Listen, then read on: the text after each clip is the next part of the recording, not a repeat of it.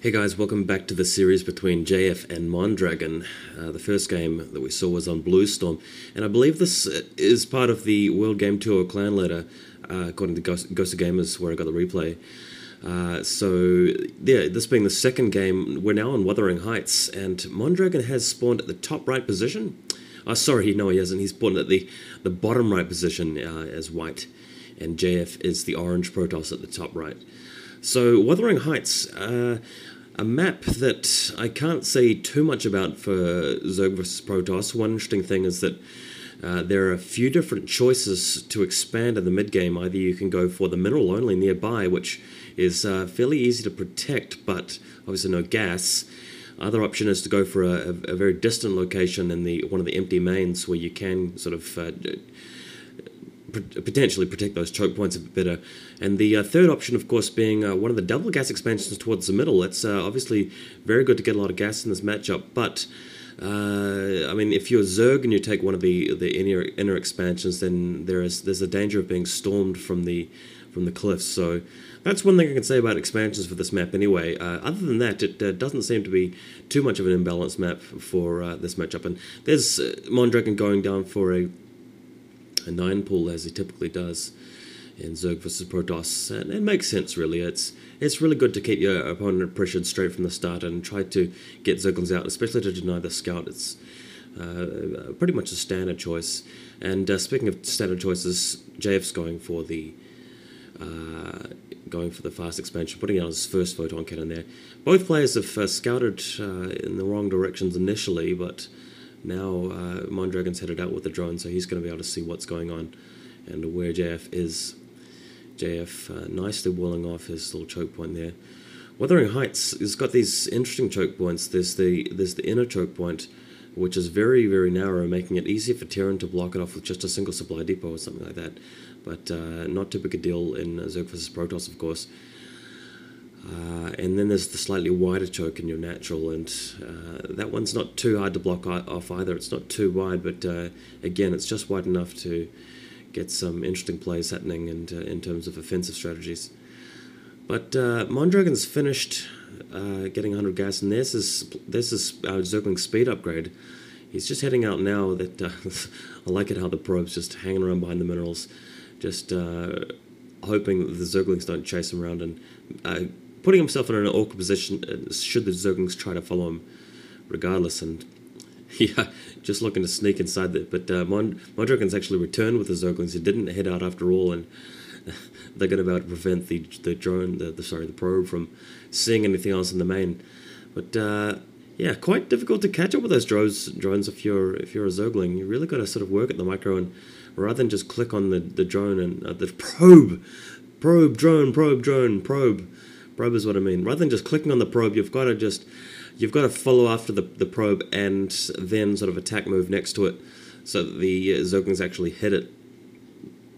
There's the third hatchery now, and Mondragon seems to have built a few more Zerglings. He's continued to build them, and he's got a significant number now. That looks like 8 out in the field, plus 1 that's following the probe.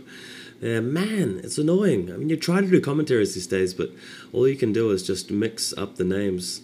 It's just impossible. There's some reason why it happens to people. Oh my god, Mondragon's actually speeding past the photon cannons. He's almost into the main. Now he is in the main. JF tried to block him off at the small choke there with the 4 probes, but he didn't manage to get rid of all of those Zerglings. Mondragon's still got looks like 5 Zerglings in JF's main, which is a decent number of Zerglings. He's going to get some probe kills here. There's 2 already. There's 3 probes, 4 probes taken down. This looks to be a 5th. There's 5 probes. So these Zerglings definitely doing a great job carving out and taking out the workers. And finally, JF's got a zealot there, but there's another probe taken out. There's 6 total. JF has got a photon cannon warping in. I'm not sure if he's going to maybe cancel that right before it finishes.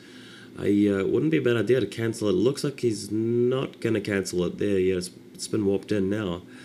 But one option available to him would have been to cancel that just to get some extra minerals back, given that the Zerglings had been taken care of.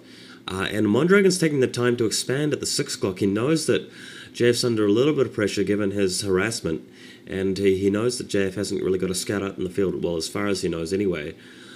So he's really looking to go down for the economy, especially considering the fact that he's spent a lot of minerals early on that number of Zerglings, and he's still got more Zerglings being morphed in. There's the lair now, but it looks like he's playing this early game for economy. As for that speedling run by, I'd like to think it definitely got his money's worth out of that. I'm pretty sure he did. He did lose a lot of Zerglings in the process.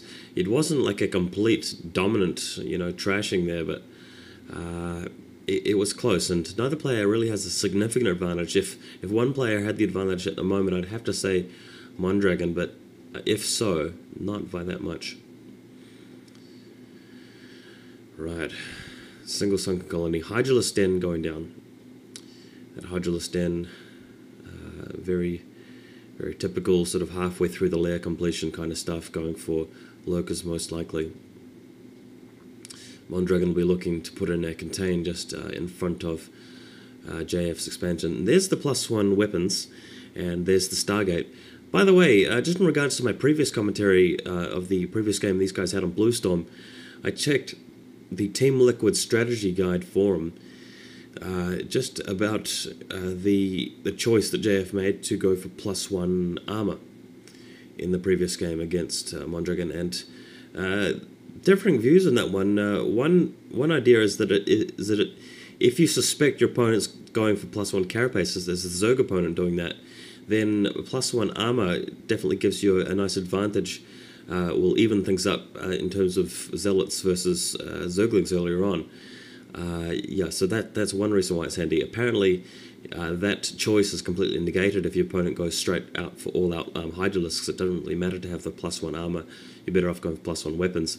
And in this case, JF has gone for +1 weapons, and he's trying to get a probe around to the bottom left to see whether Mondragon has expanded for a quick gas down there, for a quick 3 gas. But no, Mondragon is on about 4 hatcheries, but still only 2 gas geysers, so he'll be really going for mass hatcheries with more drones and so forth, with that kind of build. And here comes the Corsair, just looking around to see what Mondragon is up to. He sees there's the Hydrolus Den and the single evolution chamber, so you'll have a fairly good idea of what Mondragon's doing. There's Mondragon's Spire. That's a response to the Corsairs, of course. He'll be wanting to get a few Scourges out to deal with them. Already got a Hydrolus skin to try and prevent that Overlord from going down, with that Overlord's taking a lot of damage. It looks like the Corsair's going to take it out. Yes, it does. So it's -1 Overlord for JF. The Corsair is going to scout the expansion at 6 o'clock, so JF has a pretty good idea of what's going on right now. He's actually getting a robotics facility, which is significantly quicker than he did last game. I think that means that he will want to break out of the lurker contain. He really expects lurkers at this point, having seen the layout of JF's base and the order in which he got his buildings there. Knows that he's already at lair and knows that there are Hydrolus out. He'll be expecting lurkers to camp him fairly shortly. So a few observers isn't a bad idea. And there are the lurkers right there. So lurkers setting up a contain already out of range of the photon cannons, so they'll be spiking away at the gateway and forge.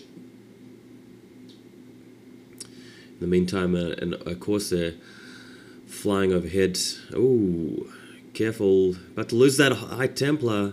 That's the annoying thing about these sorts of positions, is that the gateway will spawn units to the south. And Dark Templar snuck around the back. I didn't see him build that Dark Templar, but he's managed to snipe a drone there. Looks like he's got more than 1 kill already. So already doing well. There's a second Dark Templar being trained from the gateway. Wonder whether the lurkers will take it out though once it leaves. And I like that, the Dark Templar hiding behind a little map feature there. And second Dark Templar has left JF's base, but the Overlord overhead is able to spot it. Will he be able to get away? Yes, he does. So the Dark Templar hasn't been taken out. The Corsairs have taken out the Overlord, so no sighting for the lurkers to take out the Dark Templar. Back in JF's base, setting a couple more gateways. Looks like going for another +1 weapons. He shall be going up to +2. A second evolution chamber being morphed. Looks like